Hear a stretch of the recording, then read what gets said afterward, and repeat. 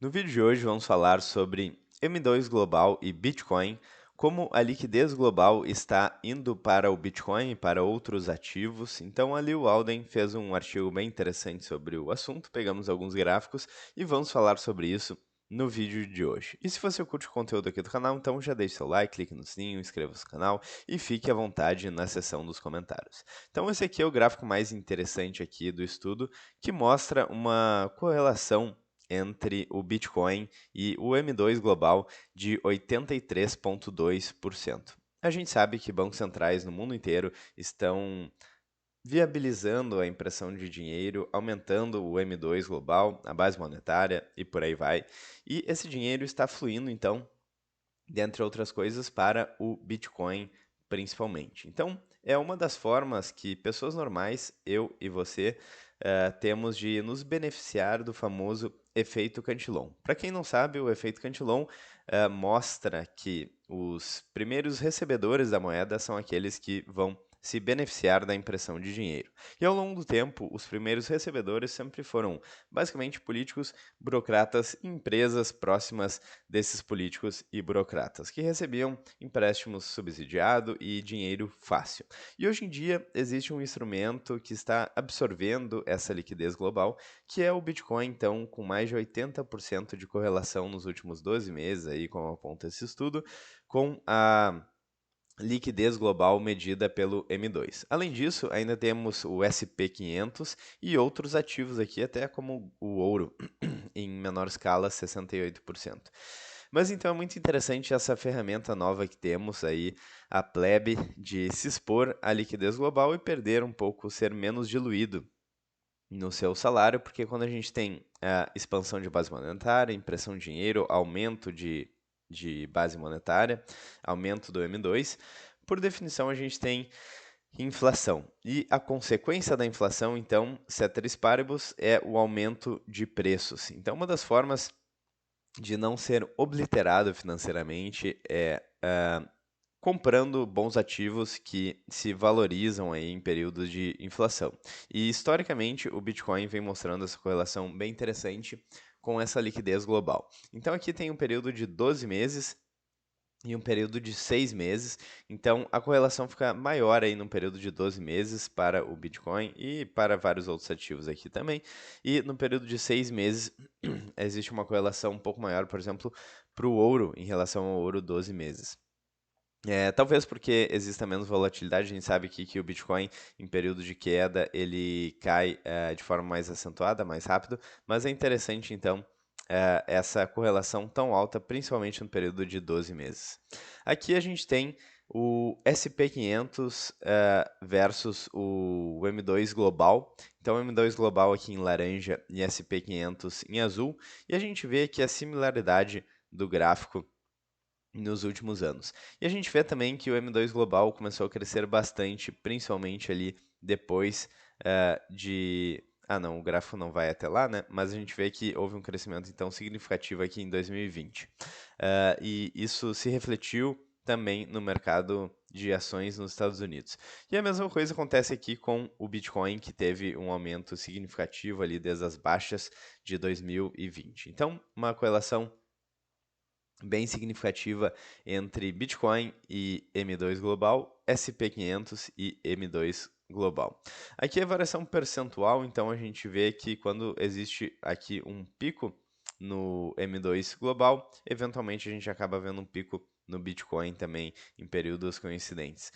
O Bitcoin aqui, a variação do preço do Bitcoin em laranja e variação do M2 global aqui em azul. Então, lembrando aqui que a variação do Bitcoin acaba sendo muito maior do que a variação do M2 global. Então, na verdade, é uma forma não só de absorver aí a liquidez global, mas absorver a liquidez global de forma alavancada. Então, se a liquidez global aumenta, o Bitcoin aumenta muito mais proporcionalmente, porque é um ativo que está sendo criado agora. E tudo que possui muito volume de negociação, possui mais volatilidade, e o Bitcoin é um ativo que está indo do zero até os 80 e poucos mil dólares no dia de hoje, mas provavelmente vai continuar se valorizando se seguir essa tendência, ainda mais se considerarmos o fato de que as moedas fiduciárias, o dólar, o real, o euro, estão se desvalorizando constantemente.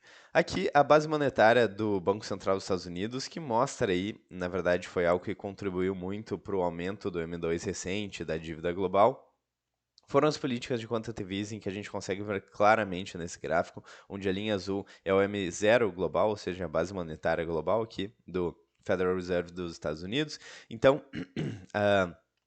a base monetária aumentou muito, principalmente aí com as políticas de quantitative easing em 2008 e também depois a partir de 2020. Só que o problema é que isso acaba criando uma dívida quase que insolúvel, além de contribuir para o aumento do M2 global, porque as políticas de quantitative easing aconteceram não só nos Estados Unidos, mas em vários locais. E aqui tem um problema que é resultado aí das políticas de quantitative easing e dessa impressão de dinheiro, que é a dívida global e dívida dos Estados Unidos. Então, a dívida dos Estados Unidos já passa de 36 trilhões de dólares, em torno de 10 trilhões de dólares vão ter que ser rolados aí ainda no mandato do Trump, inclusive esse é um ponto de atenção aí para os próximos 4 anos. E a dívida global também vem aumentando dia após dia e a gente não sabe muito bem como que isso vai terminar. Existem algumas alternativas, existem as alternativas de morte lenta das moedas fiduciárias, mas existe a alternativa de um crash grande e que impacte muito o mercado, algo parecido com o que aconteceu em 1929. Isso poderia impactar muito o Bitcoin negativamente, pelo menos no curto prazo, porque o Bitcoin se comporta como um ativo de alta volatilidade e costuma cair bastante nesses momentos de estresse no mercado e de crise.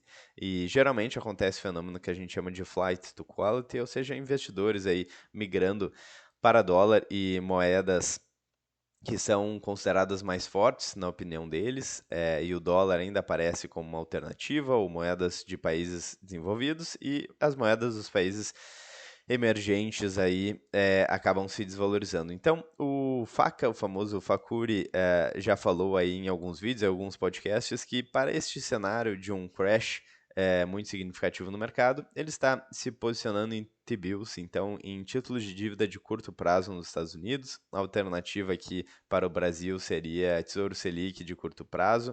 Então seria basicamente aquela dívida que, na opinião dele e de alguns outros analistas, não deixaria de ser paga. Então ele utilizaria esse dinheiro, esse caixa, para comprar ativos que estarão muito baratos nesse momento de crise, e o Bitcoin pode ser um deles. Mas enfim, é muito difícil ter certeza e entender exatamente como é que se dará essa crise, quando se dará essa crise, porque a questão do timing também é muito importante, porque estar posicionado a esses ativos seria uma alternativa em relação a estar posicionado no Bitcoin, e a gente vê que o preço do Bitcoin vem absorvendo muito dessa liquidez, então representa aí um custo de oportunidade bem alto.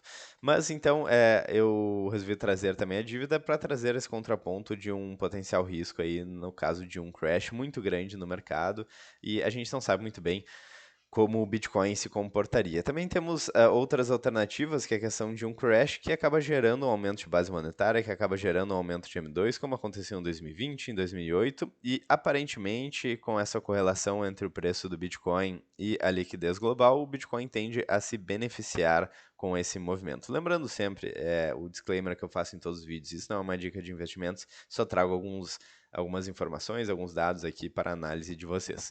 Então, além de tudo isso, além do cenário da dívida crescente, do Bitcoin absorvendo a liquidez global, a gente pode estar vendo aí uma troca do sistema financeiro global. Por quê?